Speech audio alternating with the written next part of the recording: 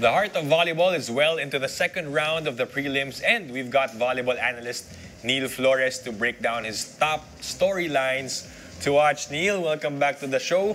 Pa-exciting yung PVL because we're now in the second round of preliminaries, which means competition is getting tougher and fiercer for all the teams, Sean. Absolutely, Neil. Welcome to the show. Let's jump right into this PVL action. You know, I want to talk about Zeus Coffee. They're right at the top. They're undefeated. Can they stay undefeated throughout the prelims? I want to say yes, but at the same time, I'm also on the fence because the other teams have also improved. But if you're asking me if they can, yes, I believe that they can.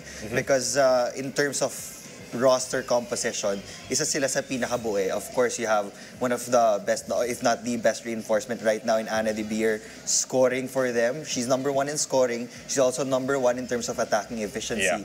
My main concern lang for Zeus is the consistency of the local support. Because in that game against Chocomucho, the Flying Titans had Anna De Beer's number. In a 4-set match, she could have easily scored 30 points, but she was limited to 20.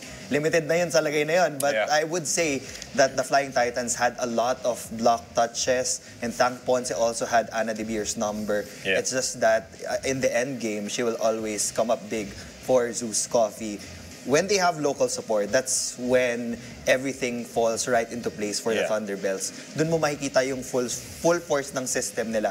And if they can bring that out in the next coming games, they can sweep the preliminary rounds, but when we get to the quarterfinals, it's a single game elimination. Yeah. So even if you sweep the entire first 2 rounds, but you end up losing the quarterfinals, wala din eh. So I think their main focus is really to win the quarterfinals first. Kasi mukha namang pasok na sila with their current undefeated record. Any names in particular in terms of the locals na you want to see step up or be consistent for the Thunderbells? Because I know there are a bunch of people who have gotten their Player of the Game awards and like also helping out Anna De Beer. Pero meron bang in particular, maybe if you could name at least a couple X factors for them? I think the production of Jovelyn Gonzaga and the outside hitters in Chini Arroyo and Viola Ceballos will definitely help Anna De Beer because nobody's perfect. I mean, she also makes mistakes from time to time, and when she already gets checked by the defense of the opponents, tumatagal sa rotation yung Zeus Coffee.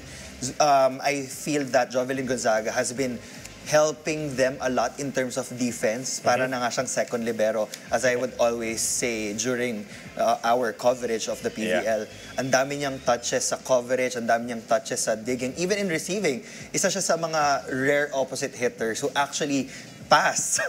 And that's a rare find for Zeus Coffee. But if she can bring back the scoring of her being in the opposite side of the court, ang laking tulong nun for Anna and Cloc Mondoñedo. Yeah, a lot of exciting things for Zeus. You know, it's hard to stay undefeated, but they have a good shot at it. Let's talk about 2 rising squads in the PVL right now. Let's start off with the Capital One Solar Spikers. I'm very happy with the performance of Capital One. A lot of people already anticipated a better version of this team, and right off the bat, they were able to take down a couple of veteran teams already. They won against Chocomucho in straight sets, and I think the biggest impact talaga ay yung pagdagdag nila sa roster kay Bella Belen. She is by far one of the best players overall in all skill departments. And in the PVL, you always need to have an ace, as we call it, yung go-to player ba na main scorer mo, and they have found that gem in Bella Belen. So one person can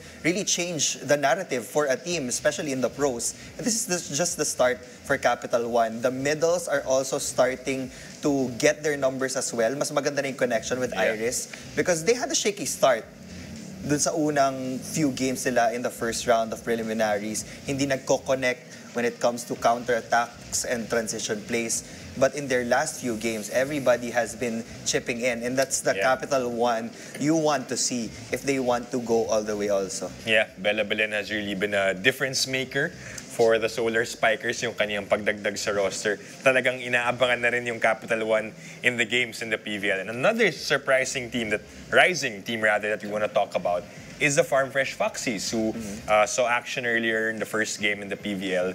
But they have matured a lot. I remember when Trisha was here on the show and she talked about how naka-adjust na rin siya with the number of awards the past couple of conferences. Sobrang comfortable niya. But what else has been working for the Foxies? So well, Cesc Molina has been a big impact player also for the Farfetch Foxies. Bago lang siya sa system ni Coach Lodi, but slowly but surely nakaka-adapt na siya doon sa kung anong gustong galaw na makita ni Coach Lodi. They also have a heavy-handed reinforcement in Eli Rousseau.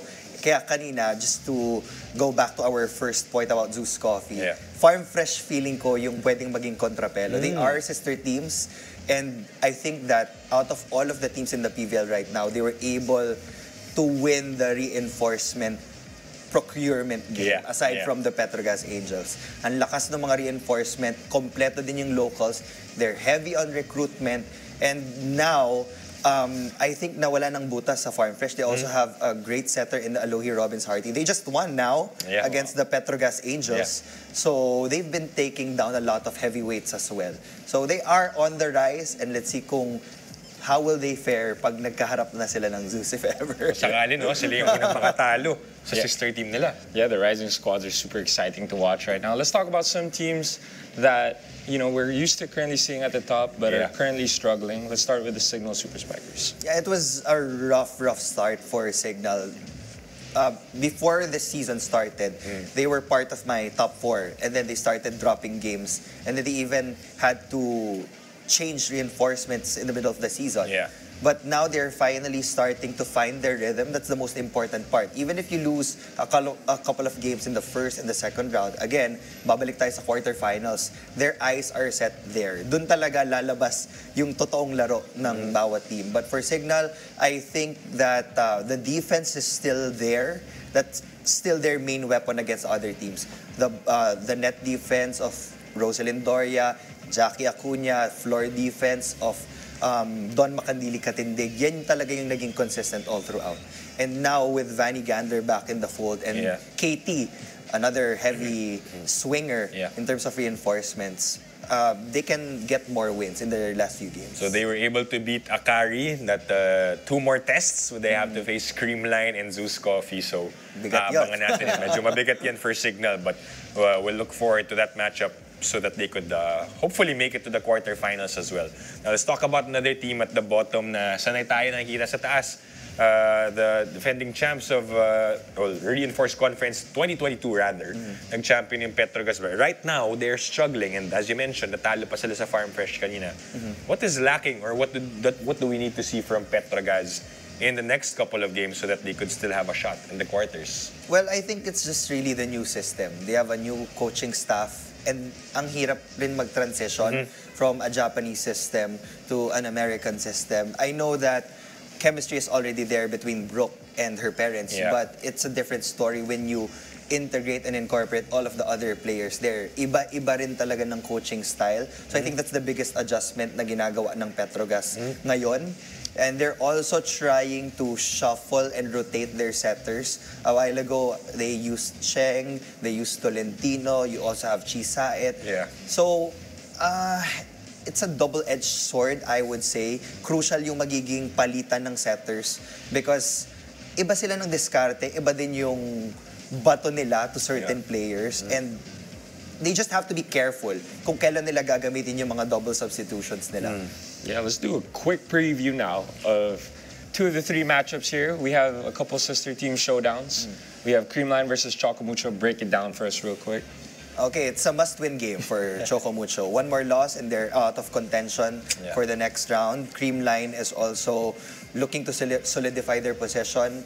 You need to win at least 3 games. But if you get to 4, you'll be in a better possession. So for Chocomucho, 1 more loss, yun na nga. But again, I just feel like it will be a battle of pride between these 2 teams. Just by looking at their track record, laging dikit yung games. 4 sets, 5 sets. Yes, there were 3-set matches before. But you can never expect a result pag naghaharap yung Chocomucho and Creamline. Maddie Madayag is someone to look out for. She just posted 10 kill blocks in their last game. And she really wanted to win their last match. And I'm sure she will be bringing that same firepower when they go up against Creamline. Sa Creamline naman, They've had their own inconsistencies, especially in the passing department. So that's something they have to polish entering that game. So for sure, the fans will come out again this Thursday for that matchup between Cream 9 and Choco Mucho. Aabangan din natin yan. Things are getting more heated in the PVL because palapit na tayo sa quarterfinals. Neil, thank you so much for helping us break down the games and see you in the next coverages of PVL.